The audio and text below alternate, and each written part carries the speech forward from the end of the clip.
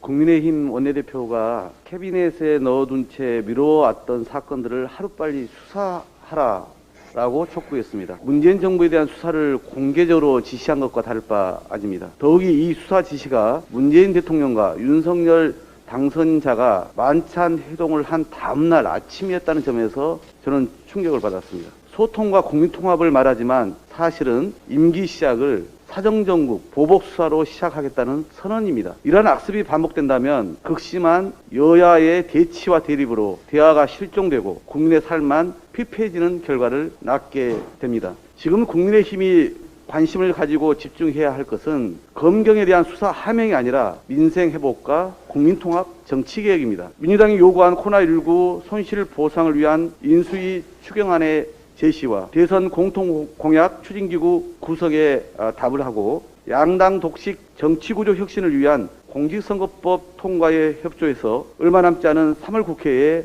소임을 다해야 하는 것입니다. 민주당은 기획수사와 정치보복을 단호하게 막아내고 민생을 지켜내는 강하고 책임있는 야당이 되겠다는 약속을 거듭 드립니다. 민주당은 대통령 집무실 이전을 반대하지 않습니다. 문재인 대통령도 집무실 이전 예산에 협조하겠다고 말씀하셨습니다. 이제 국회는 대통령과 당선자 두 분의 회동을 소모적인 논쟁을 종식하고 이전에 대한 국민적 동의와 절차적 정당성을 확보하는 계기로 삼아야 합니다. 이를 위해 민주당은 인수위원회와 국민의힘의 구체적인 소요 예산안과 함께 제도화 방안 제출을 요청합니다. 집무실 이전을 위해서는 소요 예산안에 대한 국회 심의가 필요합니다. 집무실 이전에 관련된 어떤 비용도 올해 예산에 반영되지 않았던 만큼 예비비 외에 추가되는 이전 비용은 국회의 심의 대상입니다. 향후 불필요한 논란 방지를 위해서 이를 제도화할 필요도 있습니다.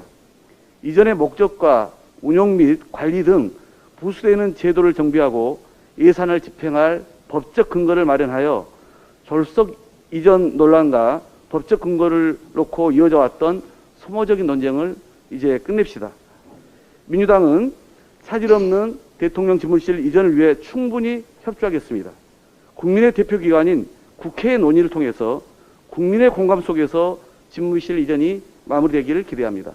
인수위에 임대차 3법 폐지 검토 발표가 있었습니다.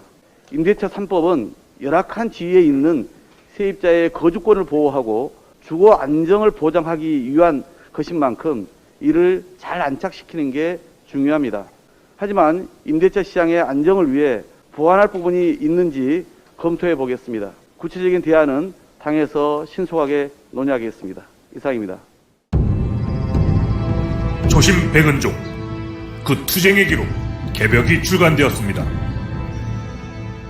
개벽은 이명박이 대통령으로 당선된 직후부터 시작되어 구속되기까지의 여정을 기록한 안티 이명박 투쟁의 역사입니다. 노무현 대통령 분향소를 침탈한 천인공노할 사건과 독도 소송을 함께한 이재명의 이야기, 그리고 이명박 독도 발언의 진실이 담겨 있습니다. 이재명을 저격한 김부선의 실체가 궁금하십니까? 윤석열 검찰이 백은종을 사찰한 이유가 궁금하십니까? 개벽에 모든 이야기가 담겨 있습니다. 시민운동가 백은종과 서울의 소리에 힘을 보태주십시오. 여러분의 지지와 성원을 기다립니다. 감사합니다.